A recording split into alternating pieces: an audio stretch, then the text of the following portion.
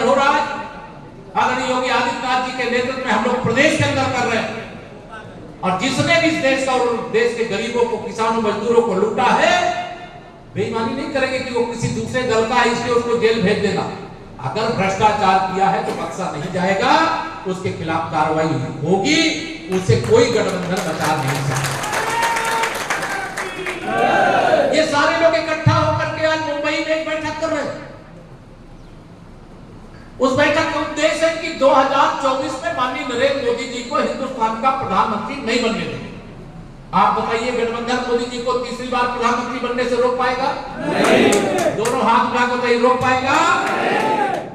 और श्री अखिलेश यादव जी, मैंने सुना यहाँ आए थे एक सभा में, उन्होंने कहा कि अगर नरेंद्र मोदी को प्रधानमंत्री बनने से रोकना है तो घोसी में साइकिल को चला दीजिए।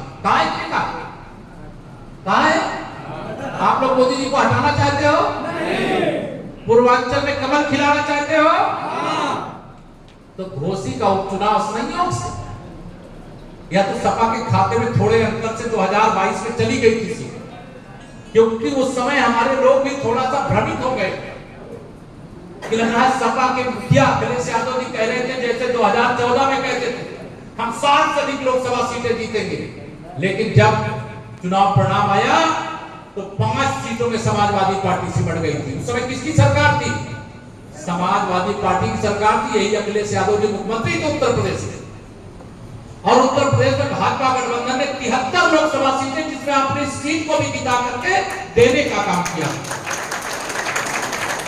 2017 में जब विधानसभा का चुनाव आया तब भी मुख्यमंत्री अखिलेश यादव जी थे, और घोसी विधानसभा सहित आपने उत्तर प्रदेश में 325 विधायक जिता करके 14 साल का वनवास खत्म किया और कमल खिला करके भारतीय जनता पार्टी बनाने के लिए सरकार को जमीन दी।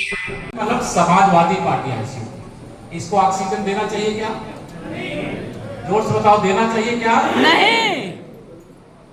समाजवादी पार्टी का सफाया करना है, समाजवादी पार्टी को समाप्तवादी पार्टी बनाना। हमारे तमाम वरिष्ठ कार्यकर्ता, मेरे पत्रकार मित्र सब यहाँ पर आज उपस्थित, मैं पूरे विश्वास से कह सकता हूं, मैं लगातार घोसी विधानसभा के कार्यकर्ताओं के, बूथ के अध्यक्षों के, मंडल के, जिले के कार्यकर्ताओं के संपर्क में आज मैं यह विश्वास के साथ कह सकता हूं कि आज की तिथि में 100 में से 60% वोट हमारा हो गया है। और मेरा जो नारा रहता है 100 में 60 हमारा है, 40% में बंटवारा है, और बंटवारे में भी हमारा है। आप कहेंगे आप बंटवारे में क्यों है? तो हमारा बंटवारे में इसलिए है कि हम सबका साथ सबका विकास करते हैं। समाजवादी पार्टी कुछ का साथ गुंडों का विकास, कुछ का साथ अपराधियों का विकास, कुछ का साथ अपने परिवार का विकास वो करते हैं। लेकिन भारतीय जनता पार्टी किसी जाति, बिरादरी, समुदाय का व्यक्ति हो, गरीब कल्याण की हर योजना का लाभ आप जिस गांव में भी रहते होंगे, जिस नगर में रहते हो, आप बताइए कि हमारी डबल इंजन की सरकार देश में माननीय नरेंद्र मोदी जी के नेतृत्व में और उत्तर प्रदेश में आदरणीय योगी आदित्यनाथ जी के नेतृत्व में, ये तो डबल इंजन की सरकार है। किसी योजना में भेदभाव किया है क्या? दोनों हाथ उठाकर बताइए, किया है क्या? अगर देश के प्रधानमंत्री माननीय नरेंद्र मोदी जी गरीब कल्याण की, गरीबों की भलाई के लिए प्रधानमंत्री जनधन के खाते खोलते हैं, देश में इस समय 50 करोड़ से अधिक बैंक खाता खुल गया। कितना? 50 करोड़ से अधिक।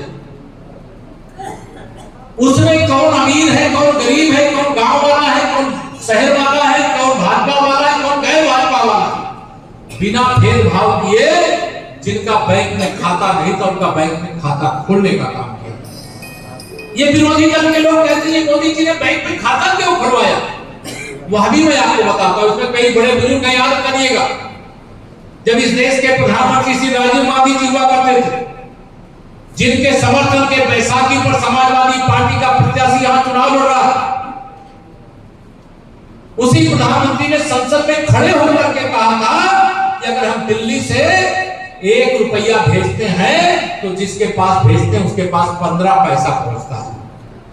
अब मैं छाती ठोक करके कह रहा हूं, मेरे प्रधानमंत्री जी अथवा हमारे मुख्यमंत्री जी, दिल्ली अथवा लखनऊ से 1 रुपया भेजें, चाहे 1000 रुपया भेजें पेंशन का, चाहे 2000 प्रधानमंत्री किसान सम्मान निधि का भेजें, और चाहे 1,20,000 रुपया प्रधानमंत्री आवास का भेजें, और चाहे 12,000 शौचालय का भेजें, पूरा का ऐसी अनेक योजनाएं जिसका पूरा का पूरा पैसा मिल रहा है नहीं मिल रहा। अब ये जो पैसा पूरा का मिल रहा है, ये बेईमान लोग जिन्होंने देश को लूटा, गरीब को लूटा, किसान को लूटा, मजदूर को लूटा, उनका जीवन बदहाल बनाने का काम किया, उनको लगा ये नरेंद्र मोदी नाम का ऐसा व्यक्ति देश का प्रधानमंत्री बन गया है, इसको हटाओ। अगर ये व्यक्ति बना रहेगा तो अभी तो जांच की आंख ही पहुंची, अभी तो 10% ही जेल की यात्रा की है, अभी तो 90% बाकी है। जिन्होंने देश और गरीब किसान मजदूर को लूटा है उनको जेल जाना चाहिए, नहीं जाना चाहिए। यहाँ मौजूद हैं और मैं पूरे विश्वास से कह रहा हूँ, समाजवादी पार्टी की साइकिल पंचर हो चुकी है। 5 तारीख को मतदान, 8 तारीख को वोटों की गिनती, और गिनती के बाद श्री दारा सिंह चौहान जी का भाजपा गठबंधन प्रत्याशी के रूप में विजय सुनिश्चित दिखाई दे रही है। आज 60% से अधिक मतदाता भाजपा के पक्ष में खड़ा है। हमारे गठबंधन के साथी दल, चाहे उसमें भारतीय सुहलदेव समाज पार्टी हो, चाहे निषाद पार्टी हो, चाहे अपना दल हो, वह भी पूरी ताकत से लगे हुए हैं। और समाजवादी पार्टी की गुंडागर्दी को जनता समर्थन देने को तैयार नहीं है। जिस वोट बैंक को सपा अपना बदुआ वोट बैंक समझती है, चाहे वो यादव हो, चाहे मुस्लिम हो, आज बहुत बड़ी संख्या में यदुवंशियों का वोट, बहुत बड़ी संख्या में पासवानदा मुस्लिमों का वोट भारतीय जनता पार्टी के प्रत्याशी को मिल रहा है। और 5 तारीख के मतदान और 8 तारीख के मतों की गिनती के बाद घोसी विधानसभा में एक नया सूर्योदय होगा। सपा को वोट देने का मतलब अपना वोट बर्बाद करना है, कुएं में डालना है, खाई में डालना है।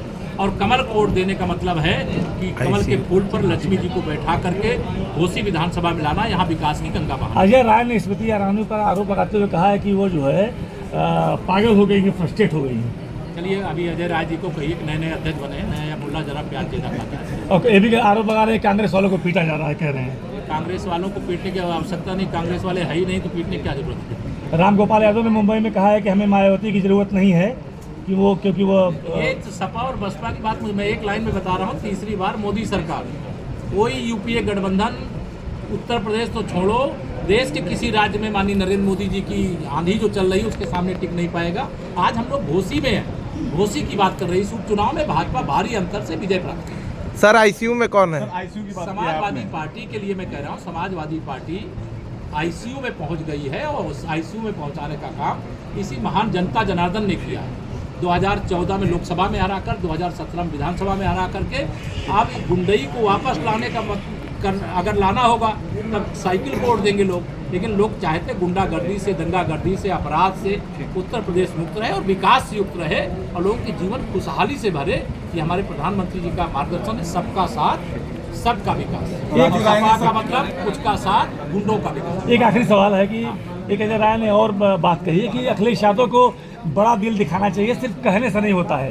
तो मैं कोई ना कांग्रेस का प्रवक्ता हूं ना मैं सपा का प्रवक्ता। कहा है कि गठबंधन को लेकर, सीटों के बंटवारे को लेकर उत्तर प्रदेश में किसी दूसरे राजनीतिक दल का खाता नहीं खुलेगा।